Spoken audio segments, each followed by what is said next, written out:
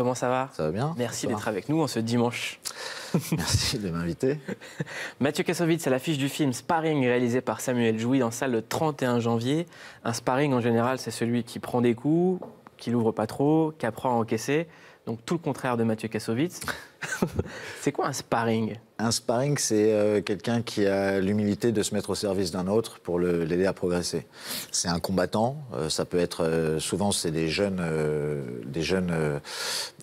mecs avec de l'espoir, qui ont de l'espoir et que les coachs amènent en disant lui, il a une technique, il a quelque chose qui correspond au type avec lequel tu vas te battre et donc tu t'entraînes avec lui. C'est des gens qui sont très durs au mal, mais qui sont là, pas pour gagner, qui sont là pour aider le champion. Donc vous avez un rapport affectueux avec la boxe. On sait que Raging Bull, c'est un de vos films préférés.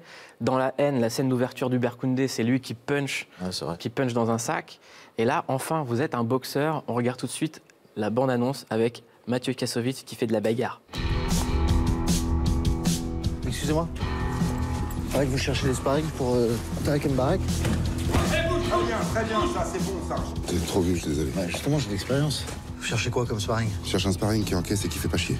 Bah, c'est moi, ça. J'ai signé un contrat avec un gros boxeur. Ah ouais? J'entraîne un type qui s'appelle Tarek Mbarek. Tu l'entraînes? Tu vas faire son sparring? C'est quoi le sparring? Sparring, ma chérie, c'est quand un champion comme Tarek engage des boxeurs comme ton père pour leur péter la gueule pendant un mois, tu vois? Bien. Pas la peine de revenir. Je suis pas l'aristo du cœur, mec. J'ai un championnat d'Europe à préparer. J'ai pas le temps des états d'âme. Faut que j'ai des gens au top avec moi. Par contre, j'ai un truc que t'as pas. J'ai pris les KO. Je suis retourné sur le ring. Mais crois-moi, si tu l'as pas digéré, tu redeviendras jamais le champion que t'as été. Alors fais-moi voir celui que t'aurais voulu être. Fais-moi voir celui que t'aurais pu être si quelqu'un avait cru en toi.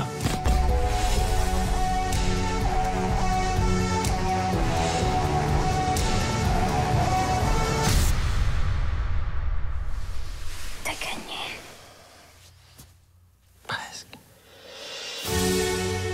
Dans ce film, c'est pas le boxeur qui gagne, c'est le boxeur qui s'est pris des coups, qui a perdu. Mathieu Kassovitz, combien de victoires, combien de défaites dans votre carrière? Il n'y a que des victoires. Non, parce que c'est une philosophie. Soit la défaite, c'est quoi? C'est ne pas remonter sur le ring et ne pas continuer. Donc, soit tu gagnes, soit tu prends une leçon. Dans le film, le boxeur arrive en donnant son CV. En termes de victoires et de défaites, nous on regarde tout de suite le CV vidéo de Mathieu Kassovitz.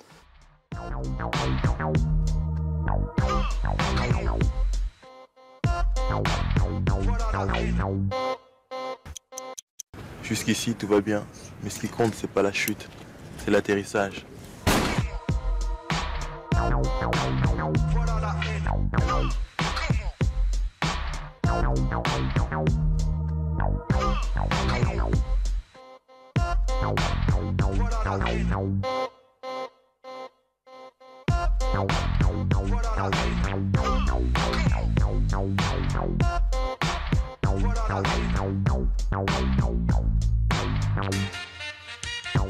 Vous cherchez quoi comme sparring? Je cherche un sparring qui encaisse et qui fait pas chier.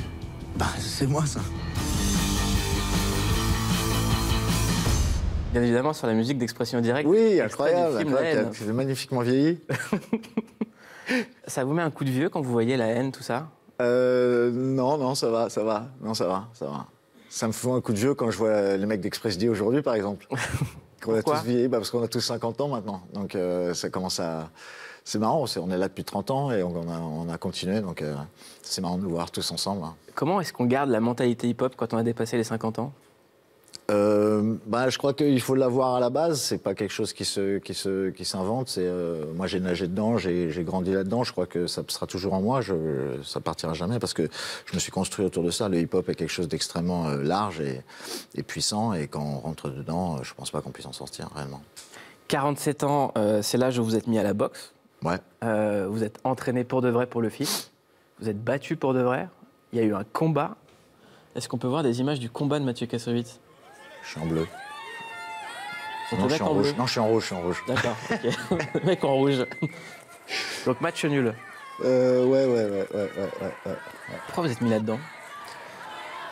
Parce que j'ai rencontré des combattants, j'ai rencontré avec Jérôme Le Banner que j'ai rencontré il y a 10 ans, j'ai rencontré à travers lui les plus grands combattants au monde, j'ai rencontré aussi tous les amateurs, j'ai rencontré leur entourage et j'ai trouvé parmi ces gens-là des gens d'une rigueur extrême, d'une éthique qui moi me correspond et j'ai envie de ces gens-là autour de moi. Je reviens sur la haine, il y a une phrase qui a marqué plusieurs générations, c'est « jusqu'ici tout va bien ». Ouais. C'est quand la dernière fois que Mathieu Kassovitz s'est dit « jusqu'ici tout va bien » ? Ça fait longtemps que je ne me suis pas dit ça, parce que pour l'instant, je trouve que jusqu'ici, tout va mal. Donc, jusqu'ici, tout va bien. Si, quand je regarde ma famille et que je vois que tout le monde va bien, tous les jours, je suis heureux que ça aille bien. Mais on a l'impression que vous avez un rapport avec le bonheur qui a toujours été torturé. Oui, parce que je ne vois pas comment on peut profiter de son bonheur en passant à côté de quelqu'un dans le besoin et ne pas sentir d'empathie. Je ne suis pas assez riche pour pouvoir vivre mon bonheur et pouvoir aider les autres de la même façon. Qui est-ce qui vous a inculqué ce questionnement-là ? Mes parents, forcément. Mes parents, mon père est un immigré qui arrive en 1956 d'un pays totalitaire. Ma mère vient d'un milieu très prolétaire de la banlieue de Reims. Ils m'ont appris l'empathie envers les gens qui... Et puis surtout, ils m'ont appris le fait de ne pas se laisser faire et de toujours avoir l'œil ouvert. Votre père est réalisateur, il a dit une phrase sur vous. On comprend pourquoi Mathieu Kassovitz a ce franc-parler. Il a dit « L'histoire de mon fils, c'est celle d'un type qui aurait voulu être un grand noir alors qu'il est un petit juif blanc. » Ouais, ça, c'est son fantasme à lui. C'est son fantasme à lui parce qu'il n'a jamais compris pourquoi je traînais avec... je faisais du basket avec des grands mecs ou je traînais dans les milieux de hip-hop. Lui, il dit « Mais tu fais partie des... Tu devrais lire Milan Kundera, tu devrais être dans l'intellect pur et dur. » Et moi, évidemment, c'est quand on est en réaction par rapport à ses parents. Donc, j'ai découvert le hip-hop à une époque où eux, ils me disaient qu'il faut rester éveillé. Ils auraient aimé que je le fasse à travers, en lisant Voltaire et en allant voir les films de Kaurismäki ou les films de Godard. Et puis, en fait, je l'ai fait en écoutant Public Enemy, quoi. Et en allant voir les films de Spike Lee. Et forcément, eux, c'était une génération c'était quelque chose qu'ils ne comprenaient pas... qui ne pouvait pas englober comme moi je l'ai englobé. Donc son fantasme, c'est de dire ça. Je suis très content d'être blanc et de ne pas avoir à subir les galères que subissent les Noirs. Ouais. En tout cas, je ne sais pas si votre père vous suit sur Twitter. Nous, on aimerait bien inaugurer ici, dans cette émission, une rubrique qu'on aimerait appeler Mathieu face au tweet. Ok. C'est un surnom qu'on aime bien vous donner. Ok. Vous le donnez pour tout le monde ou c'est... Non, Mathieu face au tweet. Ok, d'accord. Okay, et regarde, Mathieu face au tweet quand il s'agit des politiques.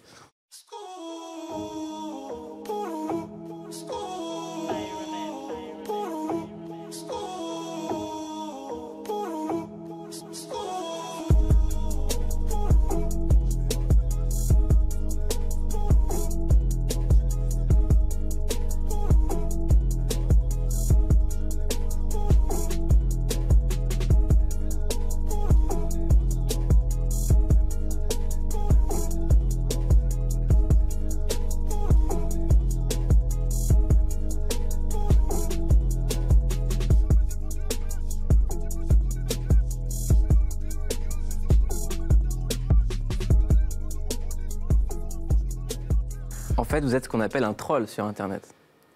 Ouais, ouais, un troll, c'est un métier, mais j'aime bien. Je trouve que Twitter, c'est intéressant parce que c'est la même chose qu'être à un bar avec lire le journal et dire c'est quoi cette bande de connards, quoi. Sauf que tu le fais devant des milliards de personnes, mais des milliards de personnes le font aussi. Donc moi, je pense pas à mal ou à truc. Je pense pas que ça va toucher les gens plus que ça. Les gens prennent des choses au sérieux et c'est là que ça m'amuse. C'est là que ça m'amuse. Quand vous avez écrit à Éric Ciotti « Je te bise, Éric, je te bise et te rebise, te prends, te retourne et te rebise ». Parce que je bise la police. Mais non, mais il faut les attraper à leur propre jeu. Je me suis tombé face à des policiers où j'ai dit qu'ils avaient annoncé qu'ils sont allés à 24 et qu'ils sont fiers d'avoir récupéré 7 grammes de shit chez un patient qui avait besoin certainement de fumer son joint au lieu de prendre un Xanax le soir. Ils sont non orgueil sur Twitter en balançant un tweet avec des petites têtes de chiens et des emojis. J'ai envie de me foutre de leur gueule, oui, bien sûr. S'ils le prennent mal et qu'ils disent qu'ils vont me faire un procès, alors là, je rentre en guerre parce que je me dis, vous êtes vraiment... Le tweet que je balance d'une manière rigolote devient un truc sérieux. Alors vraiment, vous êtes une vraie bande de bâtards si vous avez que ça à foutre. Donc il me prouve généralement mon sens. Quand Dupont-Aignan me dit qu'il va me suivre en procès parce que j'ai traité de trou du cul, je lui dis je serais très heureux de parler de ton anus devant un jury, devant un juge, aucun problème. Vous avez fait un tweet sérieux sur la police lorsqu'il y a eu cette régression d'une femme policière à Chantilly. Bien sûr. Cette vidéo qui avait ému tout le monde. Bien sûr. Vous avez soutenu. Évidemment. Évidemment. Non, mais je m'adresse, quand les choses sont sorties de contexte, que je m'adresse à des policiers qui font mal leur travail. Mais moi, j'aime pas la police, personnellement. Je suis pas un fan, j'ai jamais eu un bon rapport avec la police. J'irai jamais taper sur un flic, j'irai jamais insulter un flic. Si on me respecte, je respecte. Je peux pas imaginer ça autrement. Les gens qui font ce qu'ils ont fait avec cette jeune femme sont des gens qui méritent une énorme sanction. Mais moi, j'aurais aimé que la police soit comme la police de Londres des années 70, 80, où on disait, je sais pas si c'était vrai au niveau législatif, mais je sais que la rumeur était, si tu touches un bobby's, tu vas en prison pour la vie. Et ça oblige le respect, ça oblige la discussion, ça oblige que le mec peut ne pas porter d'armes et tu peux pas le toucher parce que c'est un tabou absolu. Et je voudrais faire ça avec des policiers qui soient mieux entraînés, mieux payés, mieux respectés par leurs supérieurs. Principalement les politiques qui leur demandent de faire un travail qu'ils n'ont pas à faire. Tout à l'heure, on reviendra sur les violences policières avec un retour sur l'actualité de la famille Traoré, à côté de laquelle vous êtes engagé. Et cette semaine, le gouvernement parle d'alléger les sanctions envers les fumeurs. On passe de peines pouvant aller de 1 an de prison et 3 750 € d'amende à une amende forfaitaire de 150 à 200 €. On risque de 3 ans de prison pour être fumeur ? Ouais. Et là, maintenant, ça va changer. Ça va être 150 à 200 € d'amende. C'est une amende forfaitaire. 300 € pour être fumeur ? Ouais. Vous avez quoi sur vous ? J'ai assez pour faire quelques années de prison. Ouais. Vous pensez qu'il faut faire quoi autour du cannabis ? Il faut légaliser le cannabis, bien sûr. Je ne sais pas s'il faut. Moi, je pense qu'il faut le légaliser parce qu'il faut que l'État en prenne une taxe. Moi, je préfère payer et que ça aille à l'État, comme pour les cigarettes. Vous pensez que ça doit être à disposition des mômes ? Mais les cigarettes ne doivent pas être à disposition des mômes. Il faut apprendre aux mômes. Moi, j'ai fumé mon premier joint à 13 ans, il m'a rendu malade, et le joint que j'ai fumé après, j'avais 25 ans. Si tu fumes une cigarette, ou si tu bois de l'alcool, ou si tu prends un Xanax, ou si à 13 ans, t'es foutu.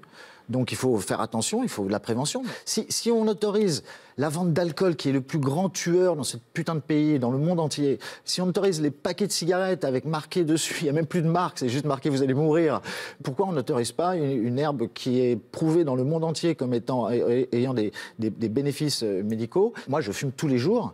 Je suis extrêmement actif. Je suis pas du tout. Je ne rentre pas du tout dans les formats que les gens imaginent des fumeurs. Et pour On moi, rappelle que le cannabis est interdit par la loi. Oui, d'accord. L'alcool, qui est une drogue extrêmement dure, est autorisé par la loi. Il faut juste évoluer. Et je comprends qu'on ait peur du cannabis dans les années 50, quand le FBI en a fait un truc de démon, l'herbe du démon, mais c'est pas le cas aujourd'hui. C'est faux. C'est faux. On a aux États-Unis un pays extrêmement conservateur, donc quasiment la moitié. Moi, j'ai vu des potes que ça a détruit le cannabis.